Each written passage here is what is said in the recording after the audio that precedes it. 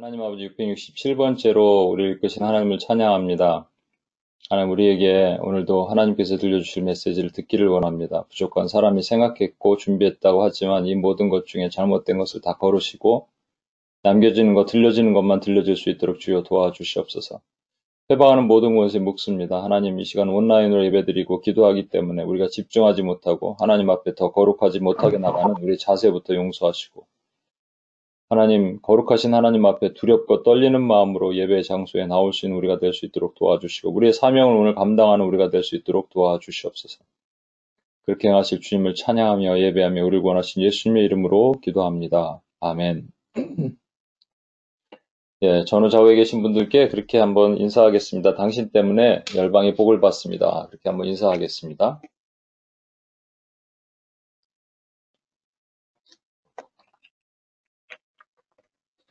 예. 저는 오늘 Rise, Let Us Go라는 일어나 가자 라는 말씀을 여러분과 함께 나누고자 합니다. 원래 종말론적 기도를 해야 되는데 제가 여러분과 할 게 되게 많아요. 사실은 시간이 없어서 그렇지. 종말론적 기도도 해야 되고 선교적 기도도 남아있는 게 있고 제가 열심히 사역하면 10년 정도 사역을 아니 뭐 그 이후에도 뭐 저는 이제 늙어 죽을 때까지 하나님께서 맡기신 일 늘 얘기하잖아요. 나오나처럼 청바지 입고 흰 와이셔츠에 기타 들고 백발이 성성한데 이렇게 무릎만 아프지 않으면 계속 찬양하고 기도했으면 좋겠다 생각합니다. 근데 할 것은 한정돼 있고 그래서 참 어떻게 할까 고민함 중입니다.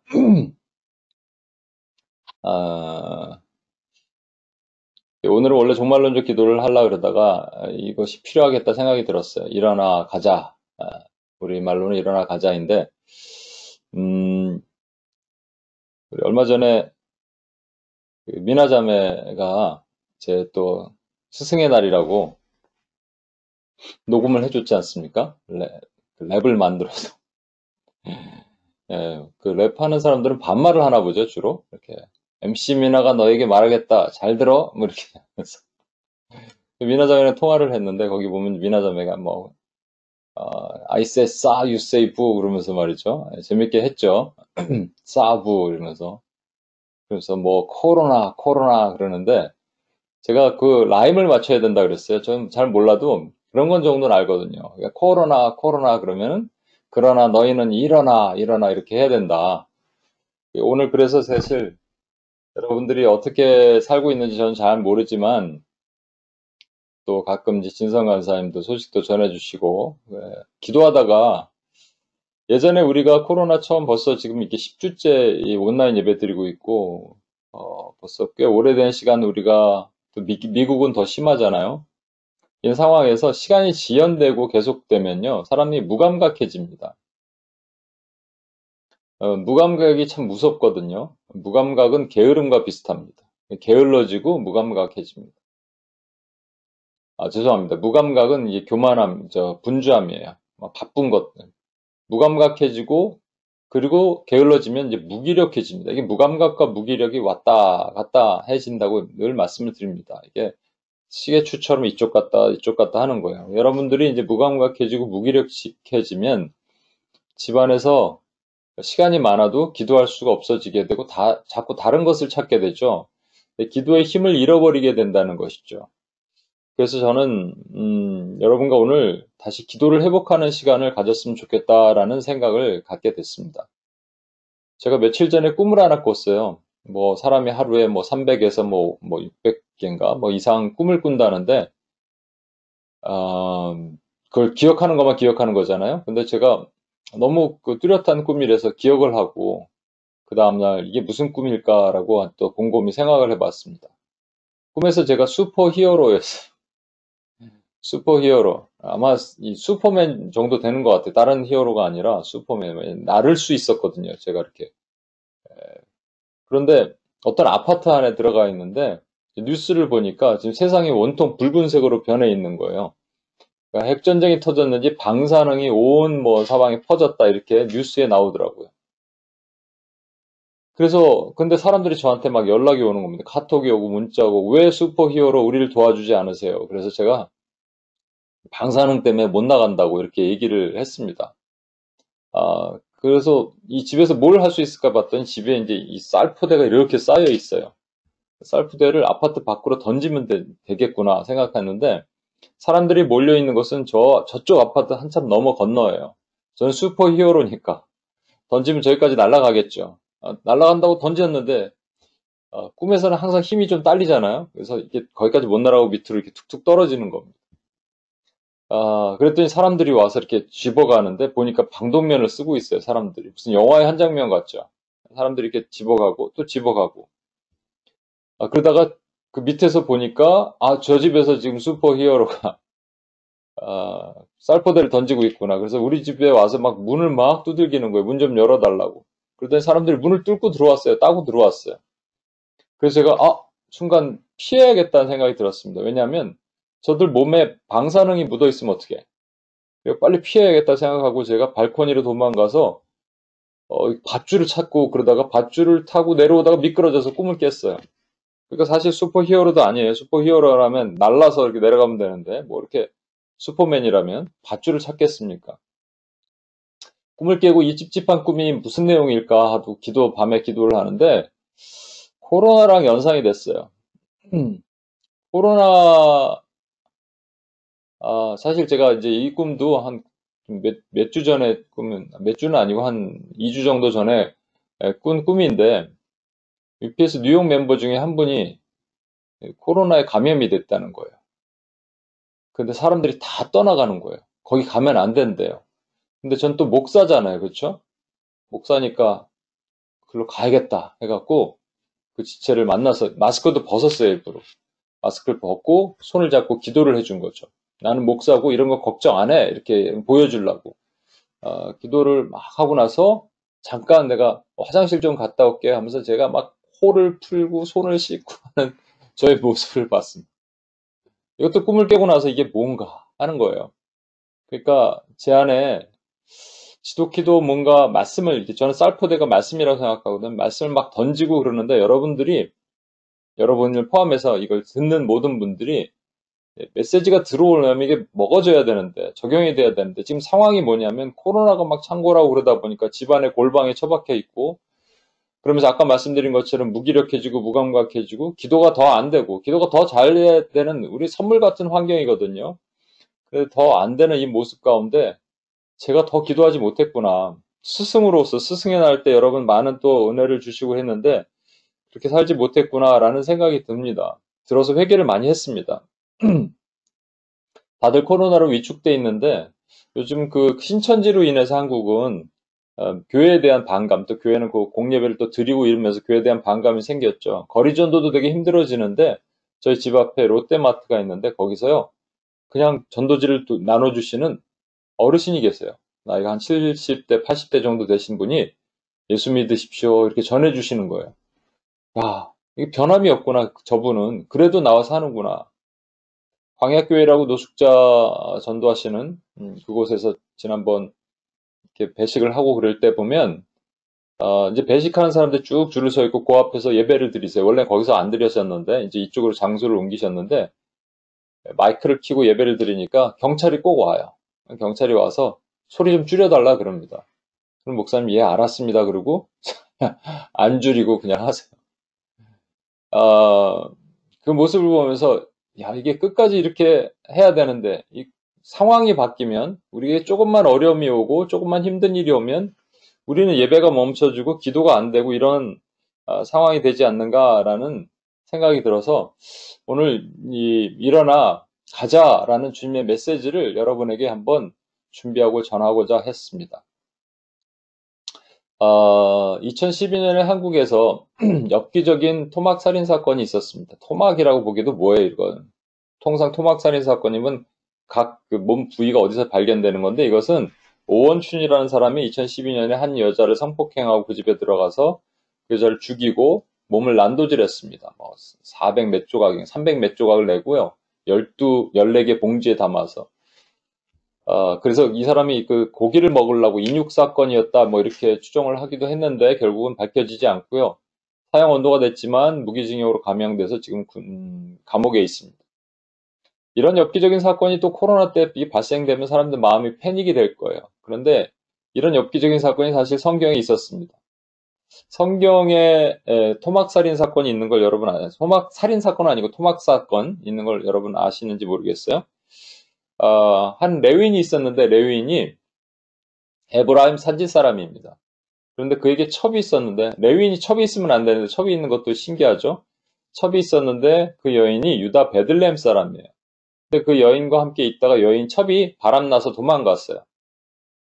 그래서 자기 아버지 집, 그러니까 장인 집에 베들레헴으로 도망가 있는 그 여인을 데리러 찾으러 갑니다.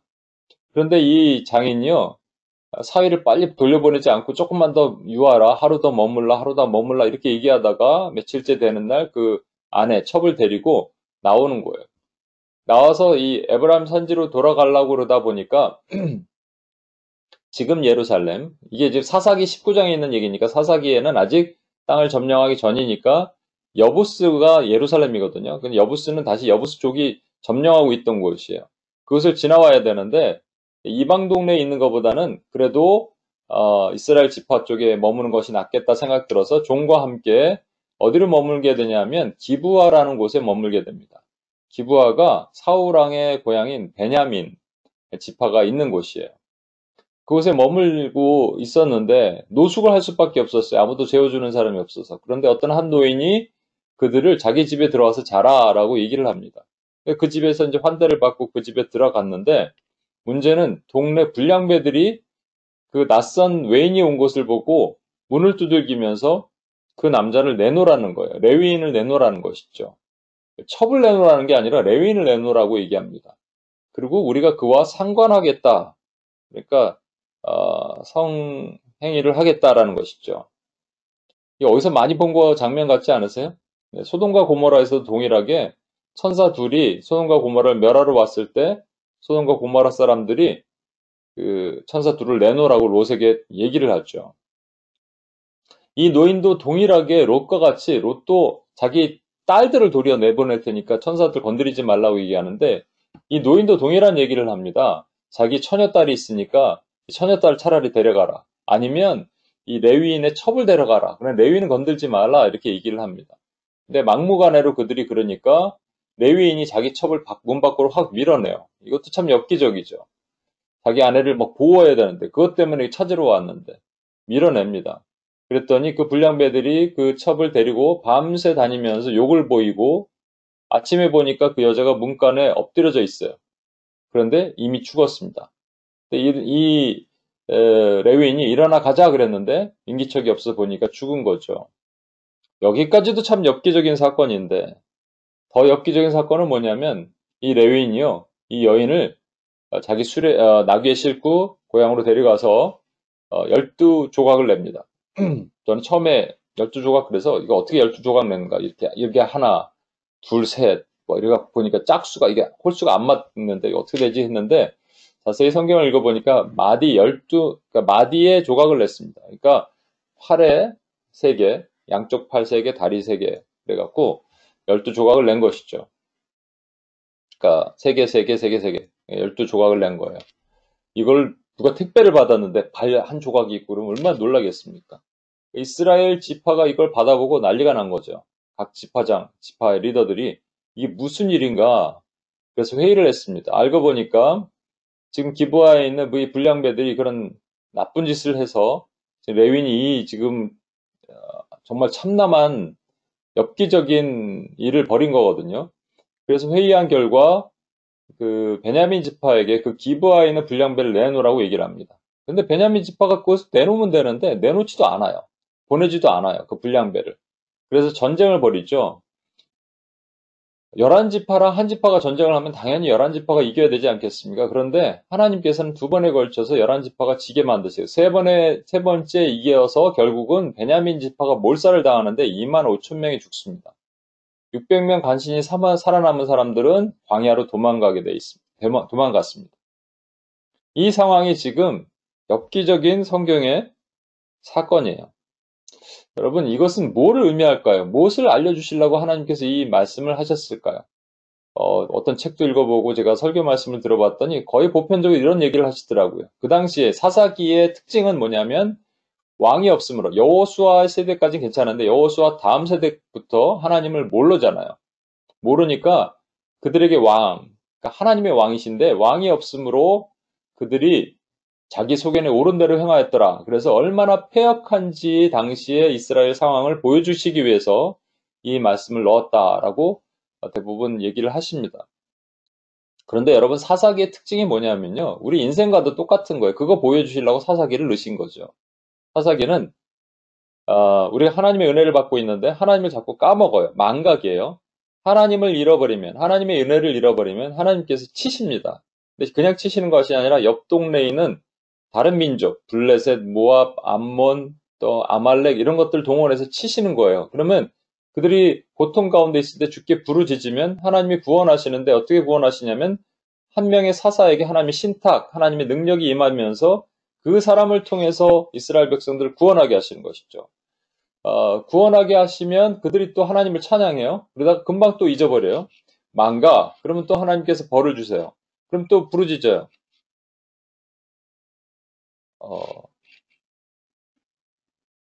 예. 어디서 잡음이 나는 것 같은데.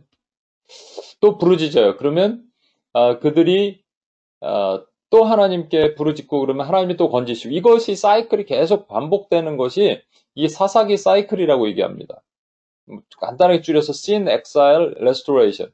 그러니까 죄를 짓으면 고쳐주시고 고쳐주시면 다시 회복하면 또 죄를 짓고 이것이 계속 죄를 지면 벌을 주고 벌을 주면 다시 회복하시고 이것이 계속 반복되는 것이 사사기 사이클이거든요. 그런데 사사기에 지금 있는 이 얘기는 엽기적 사건 얘기는 전혀 문맥과 사사기 흐름과도 맞지 않는 얘기예요. 내용이에요. 그렇다면 하나님께서 1.1획도 그냥 잊지 않는 건데 이 긴 장에 걸쳐서 사사기 가장 마지막에 이것을 하게 하신 이유가 무엇일까라는 것이죠. 가장 핵심적인 이유가 무엇일까라는 것입니다. 이것을 알기 위해서는 여러분 성경의 한 기법을 좀 우리가 알아야 되는데요. 그것이 뭐냐면 유비적인 해석이라는 겁니다. 오늘 본문 말씀을 아직 안 읽었네요. 제가 본문을 읽어야 되는데 죄송합니다. 본문 말씀 먼저 읽고 그 다음에 유비 얘기를 하겠습니다. 요한복음 14장 27에서 31절 말씀입니다. 우리 진성 간사님과 소영자매가 번갈아 가면서 한번 읽어주시고 31절은 한 목소리로 읽어주십시오. 예. 평안을 너희에게 끼치노니 곧 나의 평안을 너희에게 주노라. 내가 너희에게 주는 것은 세상이 주는 것과 같지 아니하니라.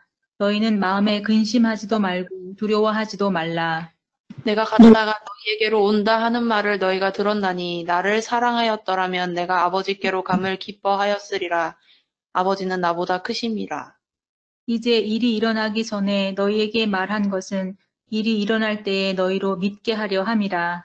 이후에는 내가 너희와 말을 많이 하지 아니하리니 이 세상에 임금이 오겠음이라. 그러나 그는 내게 관계할 것이 없으니. 네. 오직 내가 아버지를 사랑하는 것과 아버지께서 명하신 대로 행하는 것을 세상이 알게 하려 함이로라. 일어나라, 여기를 떠나자 하시니라. 아멘. 예, 일어나라 여기를 떠나가자 주님께서 말씀하신 내용이 있죠. 자, 유비라는 게 뭐냐면 어떤 구약의 사건이 사실은 신약에서 다시 재입증이 되고 신약에 있는 것들, 그러니까 구약에 있는 것이 신약에 있는 사건을 위한 모형이라는 것이죠. 두 개 짝을 이루어질 수 있다. 그래서 유비, 아날로지라고 얘기합니다.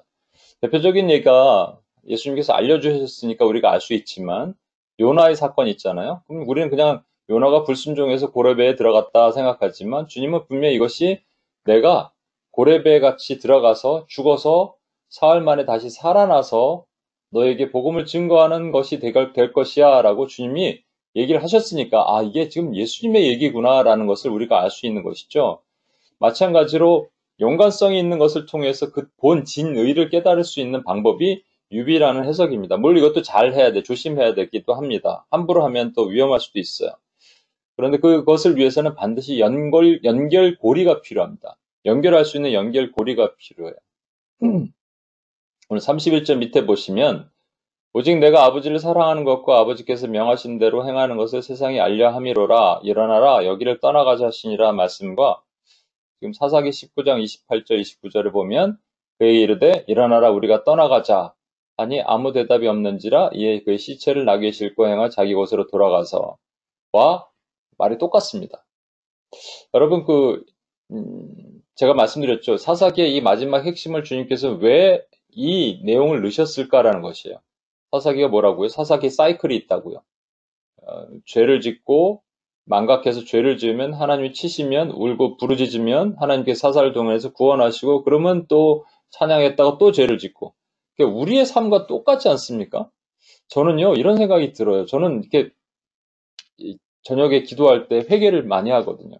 회개할 것들 많고 또 회개의 영이신 성령께서 오셔야지 우리가 회개할 수 있기 때문에 좀 일단 내가 결론적으로 제가 회개의 영이 우리에게 왜 필요한지 말씀을 드리려고 하는데 그런데 회개할 때마다 죄송한 마음이 드는 게 어떻게 이렇게 반복할까? 이렇게 반복할까? 그러면 또 이제 또 두드러 맞죠. 어떻게 맞는지 방법만 틀려서 뿐이지. 그러면 또 하나님께 부르짖고, 그러면 또 하나님이 건져주시고. 그러니까 저나 사사기 사람들이나 다를 게 하나도 없는 거예요. 여러분은 어떻습니까? 여러분 똑같은 죄로 계속 반복하잖아요. 그러면요, 그때 마귀가 또 파고들어요. 그래갖고, 야, 너처럼 이렇게 죄를 반복해서 짓는 애는 하나님의 자녀 아닐 가능성이 있어. 그래서 넌 그냥 그럴 수 있어. 그러면 또 무기력해지죠. 이런 죄에 빠진단 말이죠. 우리 하나님이 이걸 너무나 잘 아셨습니다. 그래서 하나님께서 우리에게 사사기의 마지막 12 이 조각 사건을, 12 토막 사건을 통해서 보게 하시는 것이 있을 거라고 저는 믿습니다. 뭐냐면요, 이런 겁니다. 여러분,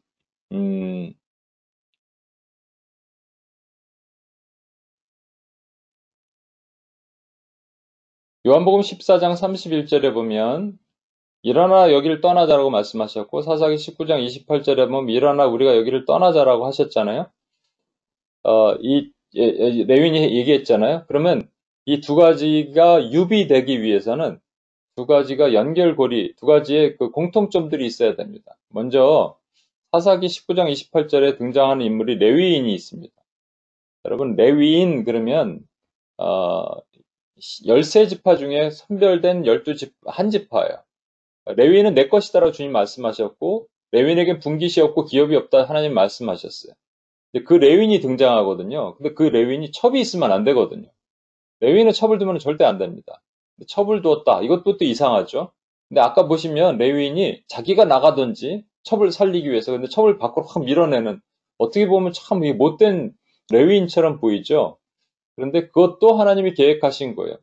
이 레위인을 요한복음 14장 31절에서 찾아본다면 여기는 레위인이 없습니다. 대신에 요한복음 14장 31절 이 말씀은 뭐냐면 예수님께서 제자들과 함께 최후의 만찬 자리에 계실 때 하신 말씀이에요. 그러니까 여기 레위인이 없으니까 예수님이 계시겠죠. 사사기 19장에 보면 여기는 죄송합니다. 사사기 19장에 보면 죽은 첩이 있죠. 첩을 일어나다 가자 그랬는데 첩이 죽어 있어요. 그러니까 더 이상 같이 데리고 못 가고 나귀에 실어서 데려가잖아요. 12조각을 내죠. 그런데 요한복음 14장에는 최후의 만찬 자리니까 가룟 유다 하나 빼고 지금 나중에 가룟 유다가 또 마띠아로 바뀌게 되잖아요. 그거 자체도 되게 중요한 것이에요, 사실은. 근데 산 제자들이 있는 것이죠. 여러분 죽은 첩을 12조각을 냈습니다. 산 제자들은 12이에요. 그렇죠? 같죠? 근데 여기는 죽었고 여기는 살았다는 것이죠. 사사기 전체 흐름이 뭐라고요? 하나님을 끝까지 망각하고 배반하고 하는 일들을 했습니다. 그래서 주님께서 다시 사사를 동원해서 고쳐주시는 일을 계속 반복하는 거예요. 그것을 뭐라고 얘기하냐면 율법이라고 얘기합니다. 제사라고 얘기하는 거예요. 율법과 제사는 같은 거거든요. 사실 그 제사의 방법으로 고쳐주시고 율법으로 살아라. 그래서 613가지 제사 율법을 주세요. 그 율법을 지켜야지 사는데 지킬 사람은 아무도 없는 것이죠. 그래서 주님이 이 땅에 오셨을 때도 내가 율법을 완전케 하려 함이라 라고 말씀하시면서 너희가 지나가는 여인을 간음을 하는 것이 죄라고 얘기했지만 지나가는 여인 보고 음행을 품어도 모두 간음죄다라고 말씀하셨어요. 그러니까 거기에 율법에 누구 하나 안 건드릴 사람이 없다라는 것이죠. 그것이 구약 전체의 얘기예요. 구약 얘기는 뭐냐면 결국은 이렇게 사이클을 돌다가 결국은 죽는다는 얘기예요. 그 사이클을 해결할 수 있는 방법은 아무것도 없다는 거예요. 율법의 방법으로는 그것을 해결할 수 없다는 거니까 다 쪼개진다는 얘기죠. 여러분 예수님께서 옷이 두 벌 있으셨죠? 겉옷과 속옷. 근데 마지막 때 로마인들이 그것을 나누잖아요. 근데 겉옷이 훨씬 비싼 옷입니다. 양모예요, 이것은. 이불 같은 것이거든요. 그들에게 매우 중요한 역할을 하는 옷인데 이것을 4등분을 합니다. 찢어버려요. 그러나 속옷이 있는데 속옷은요. 통으로 짠 한 옷으로 호리된 옷입니다. 이것은 가르지 않고요. 제비를 뽑습니다. 이게 찢어지지 않았다는 것이 매우 의미가 있거든요. 이 겉옷이라는 것은 유대인들이 이렇게 입고 다니면서 거기 소를 달고 그들의 그 율법을 상징하는 의미를 가지고 있습니다만 속옷은요 진리고 진리의 근본 대신 그리스도 그리고 그로 대신 은혜를 의미합니다. 그렇다면 죽은 첩이에는 12조각이 난 것은요 끊임없이 우리의 노력과 방법으로 무엇인가 해서 주님께 도달하고자 했던 율법이에요. 그러나 그것은 다 쪼개지는 것이죠. 그러나 쪼개지지 않는 것이 있는데 그것이 교회를 태동시키고 주님께서 주신 은혜라는 겁니다. 제자들에게 주신 제자 이것들이에요. 그 제자들에게 12로 구성되어 있는 이 제자들은요. 하나님의 은혜로 절대로 망하지 않아요. 죽지 않습니다. 오직 하나님의 은혜죠. 그것을 고린도후서 6장 죄송합니다. 고린도전서 15장 10절에 이런 말씀이 있어요. 바울 사도가 얘기한 겁니다. 그러나 내가 나된 것은 하나님의 은혜로 된 것이요 내게 주신 그의 은혜가 헛되지 아니하여 내가 모든 사도보다 더 많이 수고하였으나 내가 한 것이 아니요 오직 나와 함께 하신 하나님의 은혜로다. 저와 여러분이 어떻게 여기 서 있어요? 아까도 말씀드렸지만 우리는 그 사사기 사이클을 계속 도는 사람들이거든요. 죽어야 돼요, 여러분. 벌 받고요. 오늘도 뭐 고통 가운데 있고 모압, 암몬, 블레셋, 아멜렉이 우리를 계속 공격해서 우리는 죽어야 된다고요. 그럼 또 부르짖고 이 사이클이 계속돼야 되는데 안 그렇잖아요. 그렇죠? 왜? 은혜니까. 하나님이 우리의 연약함을 아시고 예수 그리스도의 보혈로 단번에 제사로 우리를 살리셨으니까 우리가 이렇게 숨쉬고 있는 겁니다. 그것을 보게 하시는 것이죠. 그러니까 사사기의 종결 마지막에 사사기 사이클로는 해결될 수 없는 것을 딱 던지신 거예요. 그것이 은혜이죠.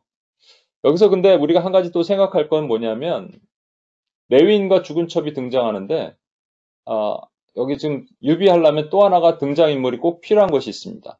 거기 불량배들이에요. 불량배들이 그 소돔과 고모라에서도 그 사람들이 광분하면서 뭐 그 남자를 자꾸 이렇게 상관하려 그래서 동성애가 창궐했다 이렇게 얘기도 합니다만 그것도 맞아요. 그렇죠? 이 기브아에서도 얼마나 폐역한 사회 상황을 보여주는지 우리가 볼 수가 있는데 그런데 여기 불량배로 뜻하는 단어가 히브리어로는요 베리알이라고 얘기합니다. 여러분 고린도후서 6장 14절 15절에 보면 믿지 않은 자 어떻게 멍에를 매냐라고 얘기하면서 그리스도와 베리알이 어찌 함께하냐라고 얘기합니다. 베리알은요 사탄을 상징하는 거예요. 그러니까 사탄이 말이죠. 지금 누구를 달라는 겁니까? 레위인이 누구를 의미한다고요? 예수님을 달라 그러는 거예요. 아니 여자를 달라 그래야죠. 여자가 지금 이 죽은 첩이 사실은 제자들을 의미하니까 제자를 달라 그래야 되는데 레위인 그 예수님을 달라고 얘기하는 겁니다. 이게 실제적으로 있는 얘기예요. 뭐냐면 사단이 예수님을 자꾸 잡아 죽이려 그러는 것이죠. 그리고 결국 죽였어요. 그런데 예수님께서 이런 얘기를 제자들과 함께 하시면서 얘기를 하십니다. 요한복음 14장 30절 31절 아까 읽었던 본문의 27, 28이 아니고 30절 31절이에요. 보면 30절에 이런 말씀이 있어요. 이후에는 내가 너희와 말을 많이 하지 아니하리니 세상의 임금이 오겠습니다. 그러나 그는 내게 관계할 것이 없으니. 이 관계할 것이 없으니가 he has no power over me예요. 그러니까 나를 어떻게 컨트롤 못한다는 얘기죠. 나에게 영향력을 줄 수 없다는 얘기예요. 그래서 그 예수님을 관계한다, 예수님을 상관하려고 그러는 사단의 계계가 뭐냐면 예수님을 잡아 죽이려고 그러는 건데 예수님이 죽으시는데 이것은 사단에 의해서 죽은 것이 아니라 내 스스로 죽은 것이다 라고 예수님이 이미 천명하시는 거예요. 제자들에게. 내가 없을 것인데 너에게 보혜사 성령이 올 것이가 뭐 요한복음 14장의 핵심이거든요. 보혜사 성령이 오면 너희의 두려움을 제거할 것이야. 너희는 두려워하지 않을 것이야. 그렇지만 이 세상에 임금이 올 것이야. 그러니까 너희는 그것 때문에 두려워하지 마 라고 주님께서 말씀하시는 내용이에요. 지금 이것이. 세상의 임금이 오겠는데 세상의 임금이라뇨? 우리 주님이 세상의 임금 아니에요? 우리 이렇게 생각하잖아요. 아니, 킹덤 오브 갓, 하나님의 나라가 임하는데 지금 세상의 임금은 주님 아니세요? 이렇게 얘기하지만 세상의 임금, 주님이 직접 말씀하셨어요. 이 임금이 군주거든요. 룰러, 통치자거든요. 이 세상의 통치자는 사단입니다, 여러분. 세상의 주인이 사단이에요.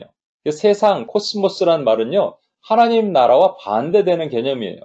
그러니까 세상에 두 종류의 나라밖에 없어요. 세상과 하나님 나라, 사단의 나라와 하나님의 나라. 근데 사단의 나라가 강력하게 가나안 땅의 그 일곱 족속이 차지하고 있듯이 차지하고 있는 거예요. 거기에 하나님의 백성이 빛을 들고 들어가서 침노하는 겁니다. 천국은 침노당하나니 침노하는 자는 빼앗느니라 그러셨거든요. 그러니까 우리 백성, 하나님의 백성이 빛을 들고 들어가서 침노의 그 땅을 빼앗는 일을 해야 되는 건데 이 세상에 임금이 있잖아요. 그러니까 세상이 우리 그 땅을 들어가서 침노해야 되는데 들어가 보니 너무 좋은 것이죠. 화려한 것들이 많고 좋은 것들이 많고 그래서 실제 가나안 백성들이 지금 사사시대 백성들이 왜 이렇게 무너졌냐면요. 그 땅에 들어가서 그 백성과 타협하지 않고 그 백성과 혼합하지 말라 그랬는데 그 땅 신을 섬기지 말라 그랬는데 이 죄를 범한 거예요. 그냥 몰아내고 죽이면 되는데 남겨뒀고 그다음에 혼합됐고 타협됐습니다. 그래서 결국은 사사시대 백성들이 하나님을 잊어버리고 왕이 없어서 자기 소견에 옳은 대로 행하는 죄를 범했단 말이죠. 우리도 마찬가지예요, 여러분. 우리에게 가나안이 있는데 사단의 왕국이 있는데 그걸 몰아내야 되는데 몰아내려고 들어가 보니까 너무 좋은 거예요. 화려한 것이죠. 그래서 순간적으로 자꾸 뚜껑이 열리면서 몸은 정욕으로 반응하기 시작합니다. 정욕이 뭐예요? 몸이 원하는 대로 움직이는 거예요. 여러분, 제가 최근에 어떠한 그 사모님이 쓴 책에 대한 내용들을, 그다음 유튜브 그 내용들을 봤습니다. 제가 이제 엄마들에 대한 관심이 많거든요. 한국의 엄마들이 다 죽어서 이 모양 이 꼴이다 이렇게 생각하는데, 그래서 보니까 그 사모님이 애가 4명인데요. 큰 애는 한 2,000 몇백 개 암송을 했고요. 둘째는 뭐 1,700개. 그래서 매일 막내가 한 5, 600개 성경을 암송한 거예요. 그리고 아이들이 19살 될 때까지 스마트폰 주지 않기로 아이들과 약속을 했대요. 그러지 않으면 이 세상을 살 수 없으니까. 그걸 너무 잘 아는 것이죠. 그렇게 교육을 시켜도 세상에 들어가서 너무 달콤한 것들이 많은데 우리는 어떻게 되나요? 지금 이 코로나 상황에서 여러분 혼자 있는 시간들이 많은데 뭘 하시냐는 거죠. 가난에 들어가서 쫓아내고 몰아내고 또 묶인 자를 풀어내는 일을 해야 되는데 도리어 우리가 거기 가서 좋은 것들을 탐닉하기 시작하는 것이에요. 이게 정욕이에요, 정욕. 정욕으로 행할 수 있는 모든 것. 몸이 즐겁게 반응하는 모든 것들을 하는 거예요. 눈이 즐겁게 보게 하는 유튜브, 뭐 SNS 포함해서 다 포함해서 TV, 오락거리, 또 이 젊은 애들 요즘 한국에는요, 그 엠번방 뭐 이런 것들이 있거든요. 이게 다 정욕이거든요. 몸으로 만드는 정욕. 또 하나가 있는데 탐심이라는 것이 있습니다. 탐심은 뭐냐면 more and more예요. 좀 더, 좀 더. 그래서 내가 이 정도 기준이면 되겠지 했는데 그거 아닌 거예요. 그래서 더 높게자 하는 것이죠. 더 원하는 것들을 추구하자 하는 것이죠. 그래서 한국의 뭐 아파트 값이 막 천정부지로 올라가는 이유가 그런 이유 때문입니다. 제가 한국에 와서 두 가지를 봤다니까요, 진짜로.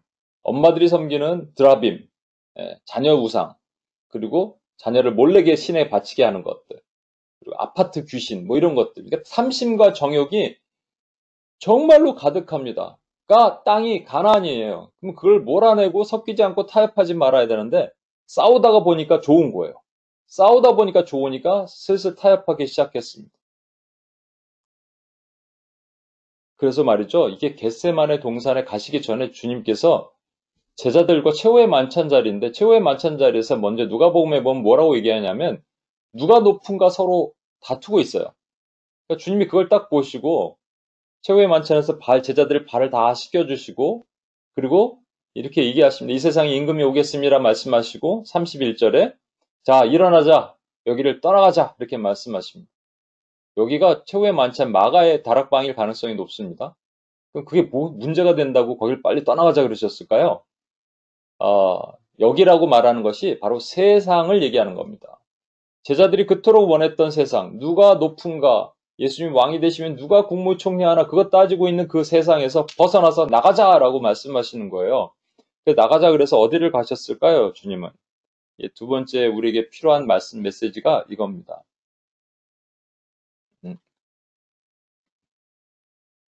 마태복음 26장 46절에 두 번째 일어나자가 있는데 그게 아까 최후의 만찬자리에서 일어나자 하고 그 다음에 어디를 데려가셨냐면 겟세마네 동산을 데려가셨어요. 근데 겟세마네 동산에서도 일어나자, 함께 가자 이렇게 또 얘기하십니다. 이게 함께 가자라고 돼 있는데 원래 영어 그 원문 영어 성경에도 rise, let us go인데 이게 똑같아요. 헬라어는 똑같은 말입니다. 그러니까 우리말 표현이 조금 다른 것뿐인데 표현을 다르게 한 참 하나님의 은혜가 있어요. 제가 좀 이따 설명을 드리겠고. 그러니까 무슨 얘기냐면 최후의 만찬 자리에서 겟세마네로 가셨어요. 겟세마네 동산에서 제자들에게 요구하신 게 뭐예요? 기도하라 그러신 거 아니에요. 기도하라. 너희는 기도하라. 기도 다 끝나고 나서 예수님 뭐라 그러시냐면 일어나자 함께 가자 이렇게 또 말씀하신다는 거예요. 저는 이 핵심의 얘기를 여러분에게 좀 들려드리고자 하는데 여러분 먼저 예수님께서 겟세마네 동산에서 가룟 유다는 떠났으니까 11제자를 중에 8명을 거기 남겨두고 여긴 너희는 앉아있어라 라고 얘기하시고 베드로, 야고보, 요한 3명을 마치 성부, 성자, 성령 하나님이 함께 하신 교회 태동의 모습처럼 겟세마네 그 동산 안으로 데리고 들어가십니다. 그리고 제자들에게 이렇게 얘기하십니다. 두 가지를 얘기하시는데 첫 번째는 여기 깨어있어라.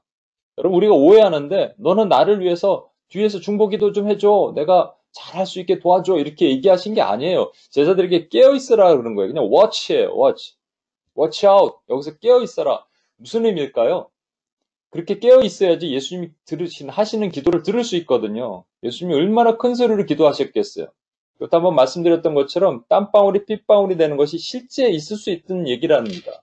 그 임신하셨던 분이 출산하실 때 너무 고통스러우니까 이 실핏줄이 다 터져서 이 죽은깨처럼 점점 바뀌었던 것을 남편분이 보셨다는 얘기를 했잖아요.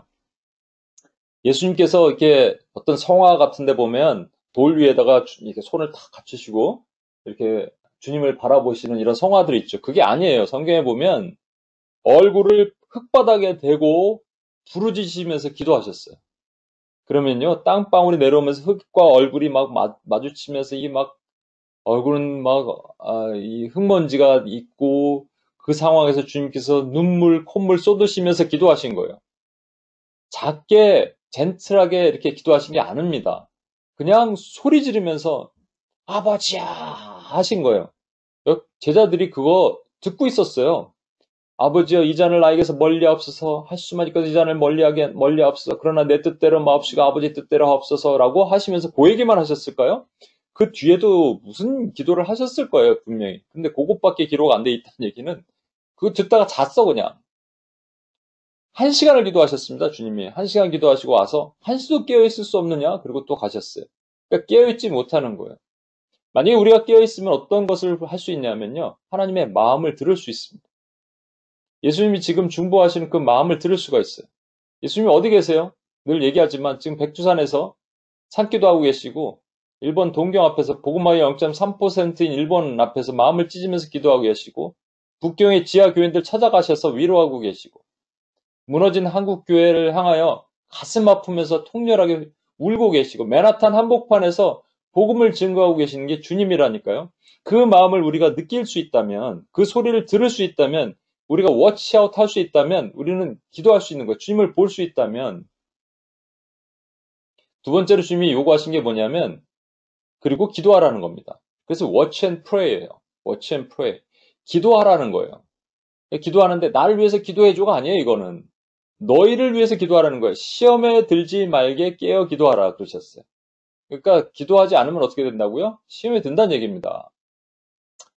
여러분 제가 어떤 분이 저에게 얘기해 주셨는데 가족분인데 중에 한 분이 몇 년 동안 신앙생활을 못하다가 이렇게 다시 오게 됐는데 기도할 때 입을 못 열더라 이런 얘기를 했어요. 저 그런 거 되게 많이 봤습니다.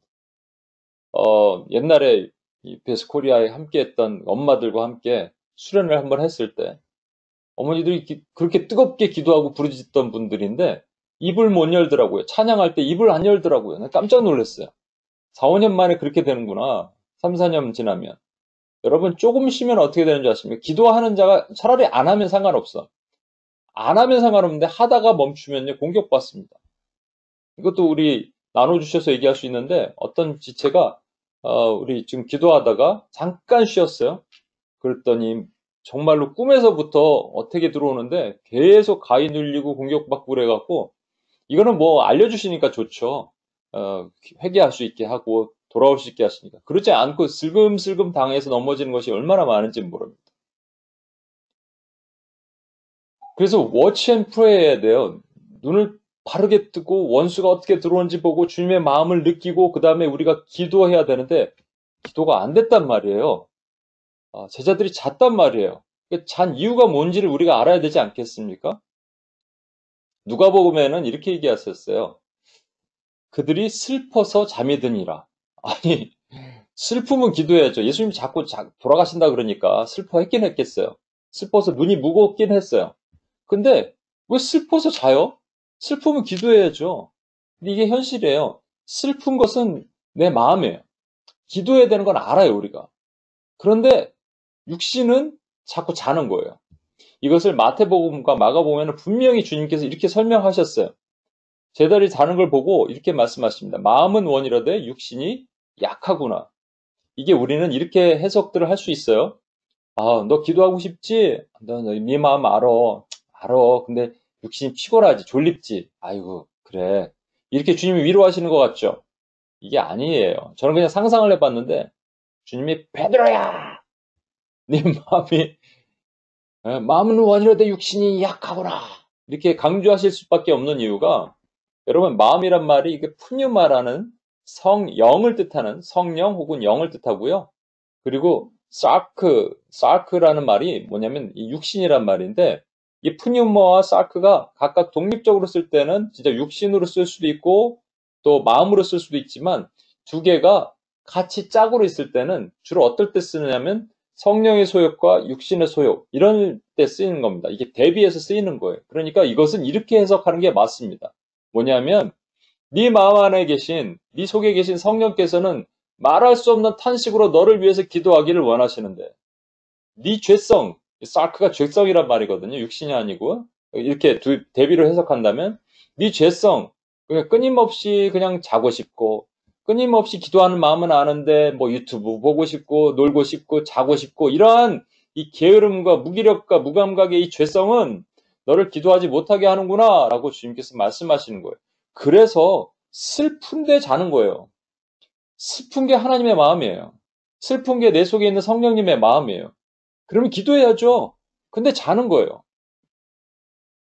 그것을 너무나도 우리 주님이 잘 아시는 거죠. 그래서 주님께서 사실은 이전에 이런 말씀을 하십니다.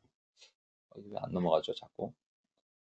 요한복음 14장 31절에 일어나라, 여기를 떠나자 할 때 어디로 떠나자를 얘기하시냐면요.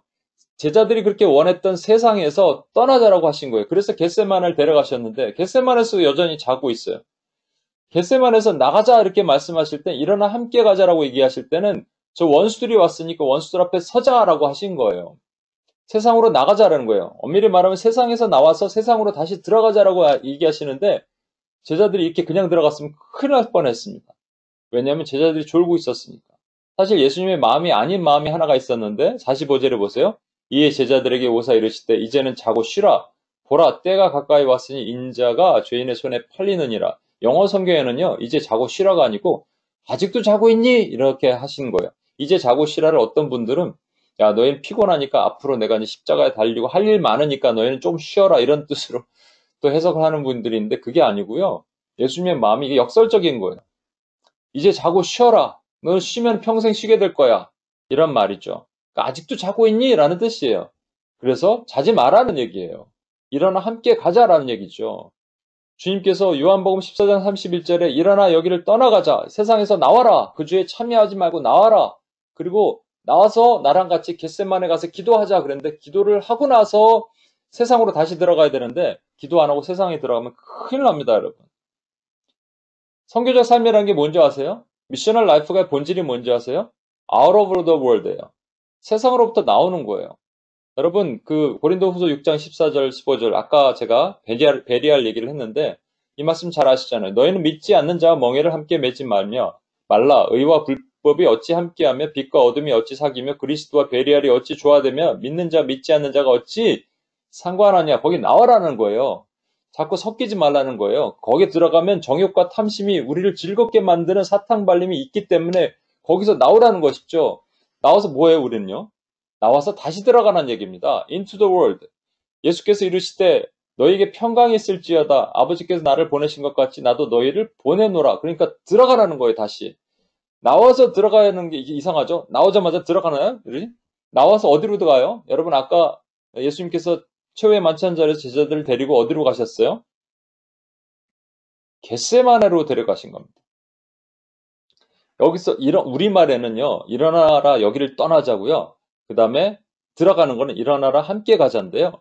이 영어로는 똑같아요. 헬라어도 똑같아요. Rise, let us go. Rise, let us go. 우리말에는 없는 단어가 us예요. 그러니까 이것을 이 세상으로 들어갈 때 주님께서 일어나라 함께 가자 라고 함께라는 단어를 우리가 번역하게 했는데 참 멋있는 것 같아요. 그래서 우리말 번역이 멋있습니다. 일어나라 여기를 떠나자. 이 세상을 떠나자. 그리고 일어나라 세상으로 함께 가자. 그러니까 너희 가가 아니고요. 그냥 rise, go가 아니에요. let us go. 내가 함께 가줄게 라는 뜻이에요. 근데 그렇게 가기 위해서는 우리 그냥 가면 죽어요. 그냥 100점 100패합니다. 자다가 일어나면 죽어요, 여러분. 영적 전쟁 절대로 싸울 수 없습니다. 그래서 겟세마네로 데려가신 거예요. 예수님께서 제자들에게 뭔가를 보여주시기 위해서 데려가신 거예요. 너희 나를 위해서 중보기도 해줘가 아니고요. 너희를 유혹에 빠지게 시험에 빠지지 않도록 너희가 기도하라는 거예요. Watch and pray. Wake up and pray가 아닙니다. Watch and pray. 깨어서 기도하라. 주님께서 말씀하신 것이죠. 그럼 우리가 그런 삶을 살아야 되잖아요. 근데 우리는 어떻게 되나요? 여러분 슬퍼서 잠자고 계세요, 혹시? 코로나는 저에게 제가 보니까 하나님이 주신 엄청난 선물이었더라고요. 누구에겐 선물이고 누구에겐 재앙이야. 여러분에게 이것이 선물로 다가오신 분이 있으세요? 그래서 가슴이 슬퍼 오세요, 혹시? 슬프면요, 바로 무릎을 꿇으셔야 돼요. 근데 슬픈데 딴 거 하고 싶잖아요? 그때는 여러분이 사단을 내어 쫓아야 됩니다. 여러분, 원수마귀는 우리 그냥 내버려 두지 않아요. 유혹한다고요. 그때 내어 쫓아야 돼요. 바로 나사렛 예수의 이름으로 내가 지금 기도의 자리로 가려고 하는데 슬픈 마음을 주셔서 기도의 자리로 가려고 하는데 이걸 못 가게 만드는 어둠의 권세는 떠나가라 선포하셔야 돼요. 입술에 권세가 있거든요. 그러면 그 명령을 들은 어둠의 권세는 떠나갑니다. 여러분 제가 이것도 몇 번 나눠드린 것 같은데 제가 무릎 꿇고 기도할 때 해방하는 것들이 막 있어요. 공격들이 있어요. 그럼 저는 이 영적 전쟁을 먼저 하고 그 다음에 중보 기도하고 합니다. 왜 내버려 두지 않겠죠. 그럼 이 코로나 기간 중에 누구는 하나님께서 특별하게 하나님께 특별 기도를 시키시는데 원수마귀가 내버려 두겠어요? 내버려 두면 직무유기죠. 그러니까 못하게 만드는 거예요. 자꾸 게으르게 만들고 딴 생각하게 만들고 슬픈데 자게 만드는 거예요. 슬픈데 자게 만드는 거예요. 그러면 우리 못 싸웁니다. 아까 광야 교회 얘기를 한 번 더 할게요. 지금은 되게 커져서 큰 건물도 있고 예배도 드리시지만 초창기에는 그 영등포의 이 포주들이 있고 사창가가 있는 그곳에서 이 텐트를 치고 예배를 드렸대요. 얼마나 방해가 많았겠어요. 근데 한 가지 기억나는 방해는 뭐냐면 그 옆에 사는 불자, 이렇게 개인 집에서 여러분 이렇게 절 표시해 놓고 예배 드리는 사람들 있잖아요.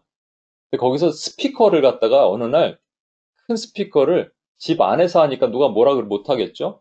스피커를 예배 드리는 날만 되면 천막 예배를 드렸는데 천막 예배를 드리는 날만 되면 거기서 막 불경을 외우고 그런 일이 있었답니다. 그래서 계속 기도했대요. 그 사람에게 이제 뭔가 하나님 저 사람이 이사를 가든지 아니면 복음을 전할 텐데 복음을 전해서 예수를 믿든지 하게 해 주십시오. 왜냐하면 글로 나가야 되잖아요. 그렇죠? 그분들의 삶은 into the world, 세상 속으로 들어간 거잖아요. 그 안에 그 불신자들 삶이 많이 있는 그 사창가 골목 안으로 들어간 거잖아요. 그러면 싸우기 위해서 뭘 해야겠어요? 겟세마네 기도를 했겠죠. 목사님이 늘 강조하시는 게 뭐냐면 기도 없는 크리스찬들이 너무 많아서 이 세상이 이렇게 됐다라는 거예요. 기도의 사람이에요. 그러니까 담대하죠. 엄청나게 기도를 했답니다. 그런데 기도했더니 더 막 발악을 하더래요. 막 쌍욕을 하더래요. 스피커 틀어놓고. 교회 다니는 XX들아 하면서 예수님 욕도 하고. 그랬는데 그렇게 며칠이 지났는데 갑자기 소리가 안 들리더래요. 보니까 이사를 갔어요. 야반도주 하듯이 이사를 가버렸습니다. 여러분 그냥 우리 들어가면요. 그냥 into the world 하면요. 죽어요. 우리 힘으로 못 당합니다. 근데 우리의 삶이 뭐냐면 선교적 삶이잖아요. 세상으로 들어가서 세상의 빛을 발하라는 거잖아요.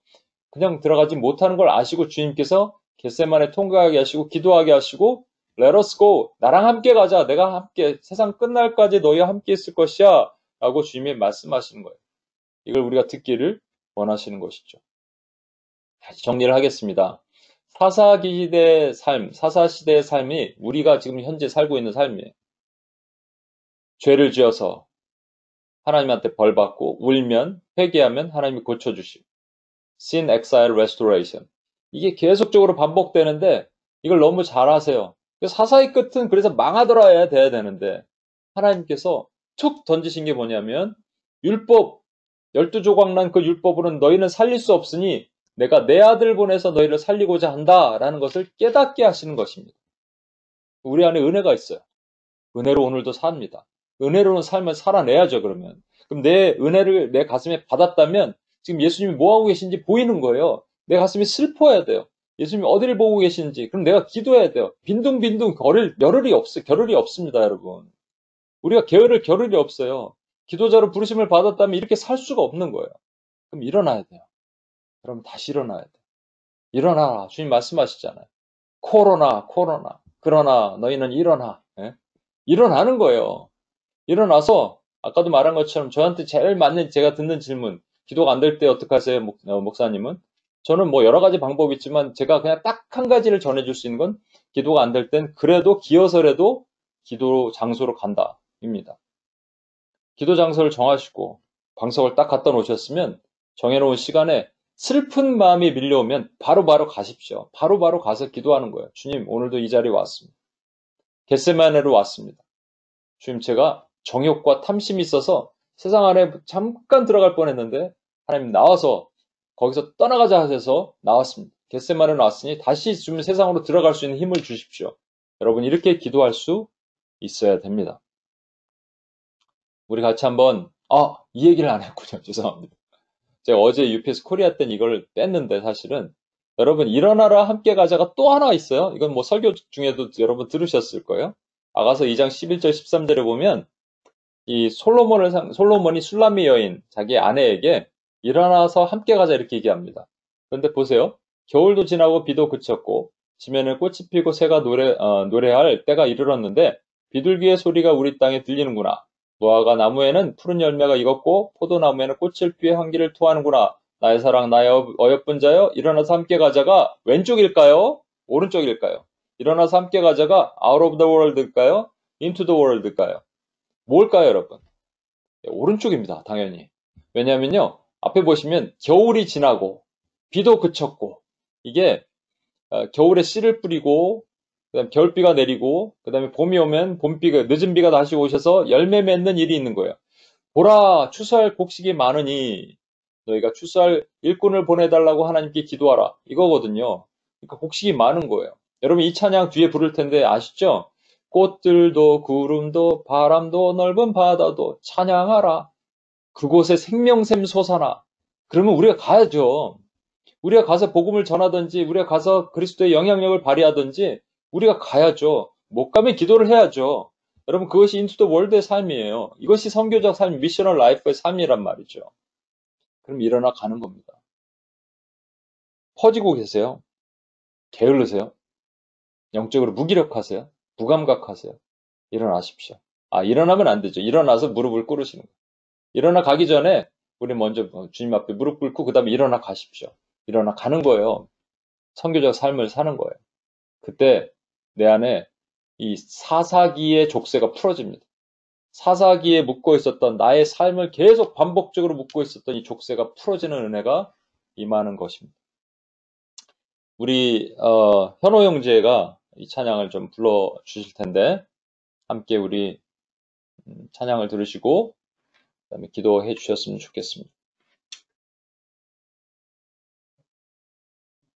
예수의 이름으로 나는 일어서리라. 주가 주신 능력으로 나는 일어서리라.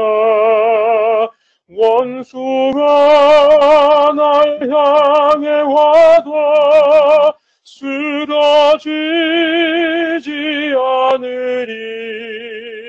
주가 주신 능력으로, 주가 주신 능력으로, 주가 주신 능력으로 일어서리. 예수의 이름으로 나는 일어서리라. 주가 주신 능력으로 나는 일어서리라. 원수가 날 향해 와도 쓰러지지 않으리.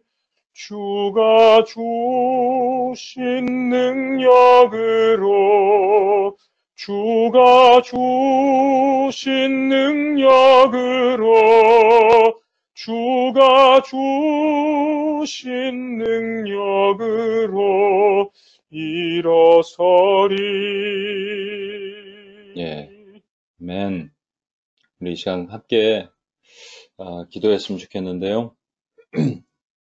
저도 그렇고 여러분도 이 사사기의 사이클에서 벗어나지 못하고 족쇄처럼 굴레처럼 묶여있을 때 하나님께서 은혜를 던져주시고 우리 하여금 거기서 벗어나게 하십니다. 그렇지 않았으면 우리는 엄청난 모압과 암몬과 블레셋과 말락의 아람의 공격을 받고 또 무너져 있어야 됩니다.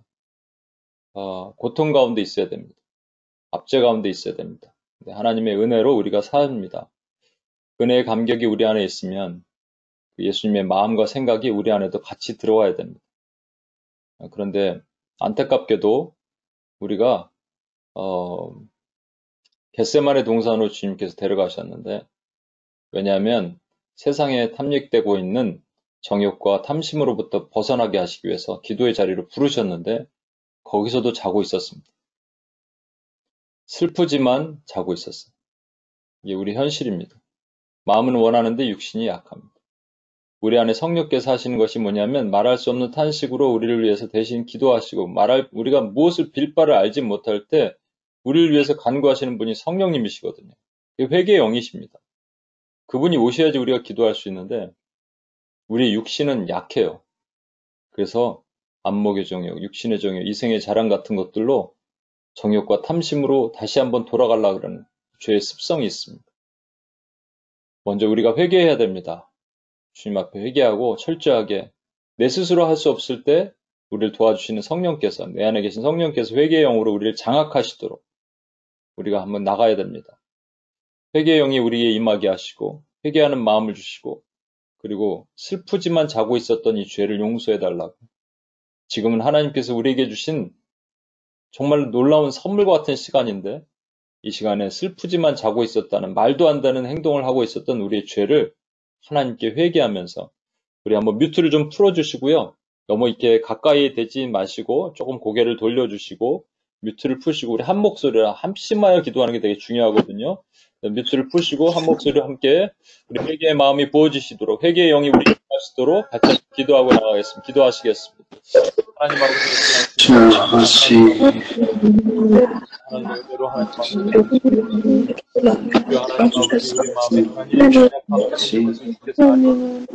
하나님 아버지 회개의 영이 임하게 하시고 하나님 아버지 원수의 모든 쪽으로 기시고 회복하시고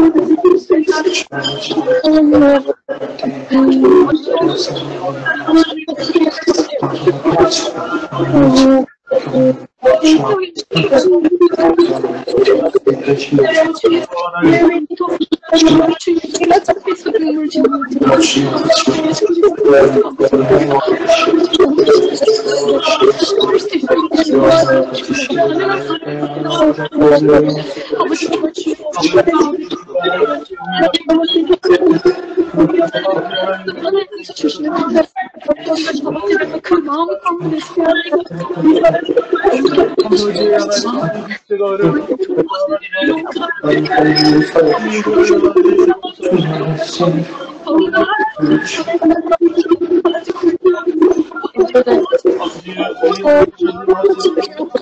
나의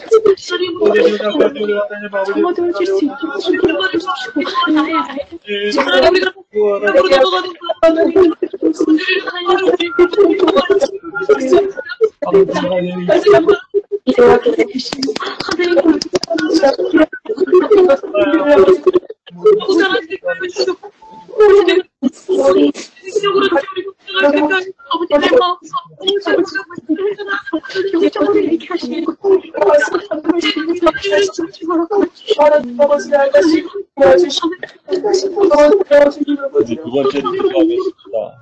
아버지 앞에 나아가 아버지께서 주신 것들을 조금을 나아갈 수 있도록 다시 저와 여러분에게 슬픈 마음, 성령의 마음이 밀려왔을 때 바로 가서 기도해야 되는데 바로 가지 못하게 만드는 것이 있습니다. 원수가 날 향해 와서 쓰러뜨리려고 그럽니다. 우리 힘으로는 설 수가 없는데요. 내가 쫓을 수가 없습니다. 그래서 주님께서 기도하라, 유혹에 빠지지 않게. 기도가 유혹에 빠지지 않는 길입니다. 저도 자꾸 넘어지거든요, 사실은. 제가 여러분 앞에 자신 있지 못합니다. 또 막 말씀을 준비해야 될 일이 많고 그러면 익스큐즈가 되는 것이죠. 주님, 오늘은 좀 짧게 기도하겠습니다. 뭐 이런 경우도 있었습니다. 이게 다 죄입니다, 여러분. 원수가 나를 유혹하는 일이에요. 넘어뜨리는 일이에요. 여러분, 그때 슬픈 마음이 밀려왔을 때, 원수의 생각이 나를 타고 들어올 때 내어 쫓으십시오. 승리할 수 있게 도와달라고 기도합시다. 그리고 어둠의 권세를 내어 쫓으십시다. 예수 그리스도의 능력의 이름으로 명하노니 너는 나의 기도와 하나님께 온전히 드리고자 하는, 하나님이 나에게 주시는 그 슬픈 마음을 주셨을 때 내가 기도하고자 하는 마음을 빼앗을 수 있는 어떤 권세가 없음을 예수 이름으로 선포하노라. 여러분, 선포하고 내어 쫓으십시오. 함께 우리 한번 유투를 푸시고요. 한 마음으로 어둠의 권세를 대적하고 하나님 앞에 서기를 결단하는 마음으로 기도하고 나갔으면 좋겠습니다. 기도하시겠습니다. 하나님 아버지,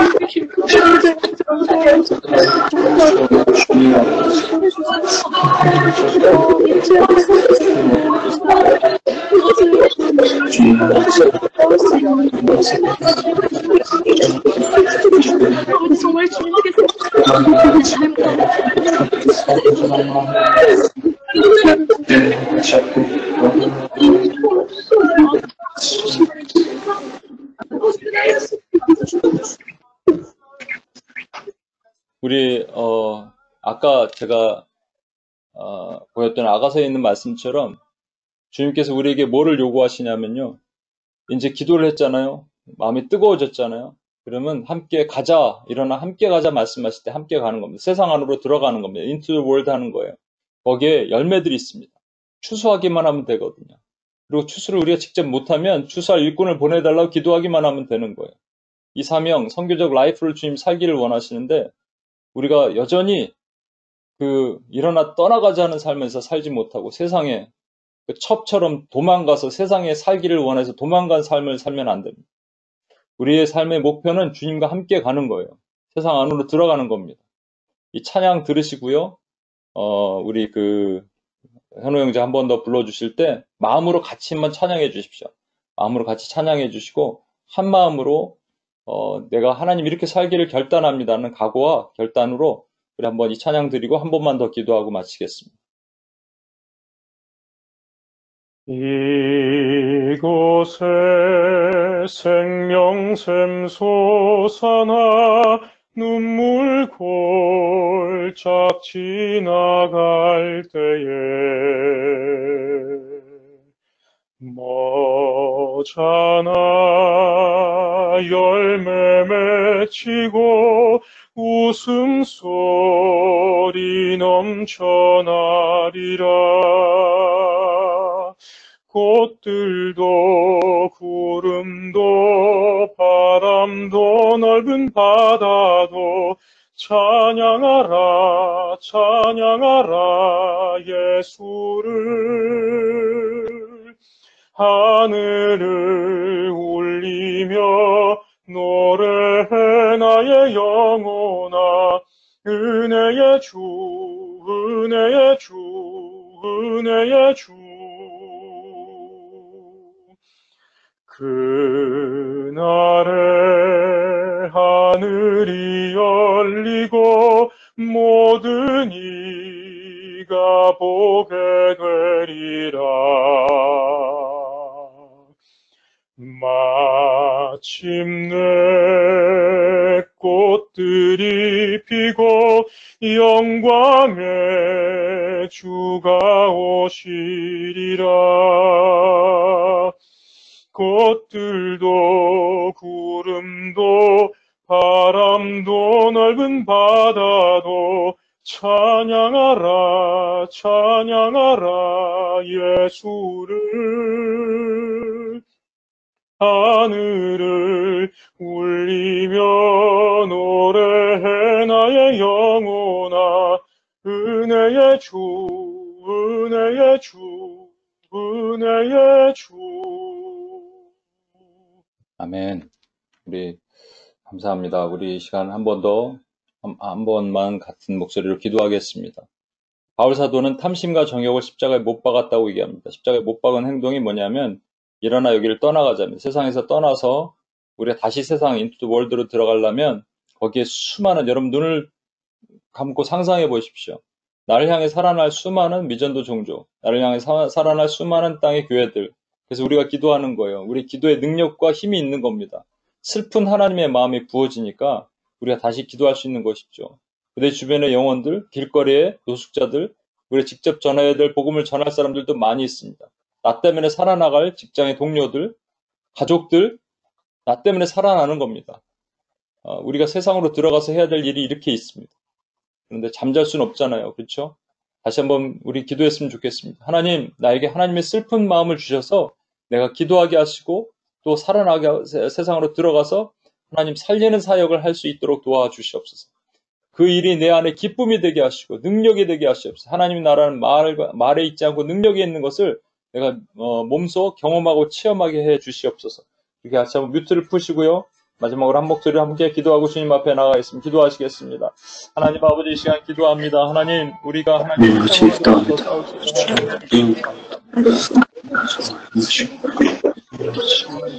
아버지 앞에 얹어옵니다. 주여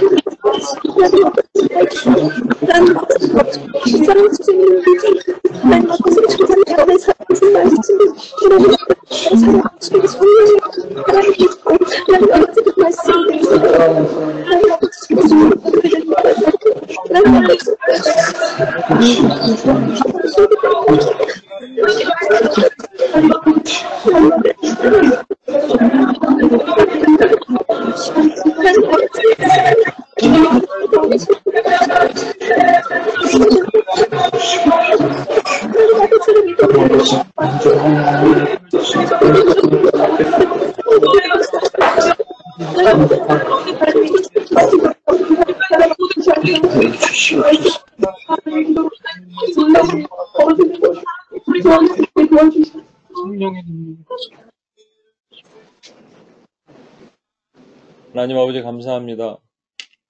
하나님 평화기에 그 죄 사이클에 굴레에 묶여 있었던 우리를 은혜로 풀어주셨는데 여전히 하나님 잠자고 있고 게으르고 나태하고 무기력하고 무감각했던 우리 죄를 용서하시고 코로나와 같은 이 선물 같은 시간에 주님이 슬픈 마음을 주실 때 하나님 자지 않게 하시옵소서.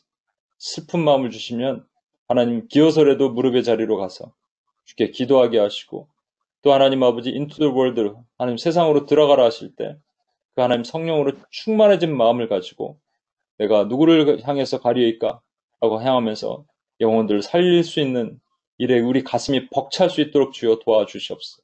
우리 전 삶의 선교적 라이프가 될 수 있도록 주여 도와주시옵소서. 그렇게 행하실 주님을 찬양합니다. 예수님의 이름으로 기도합니다. 아멘.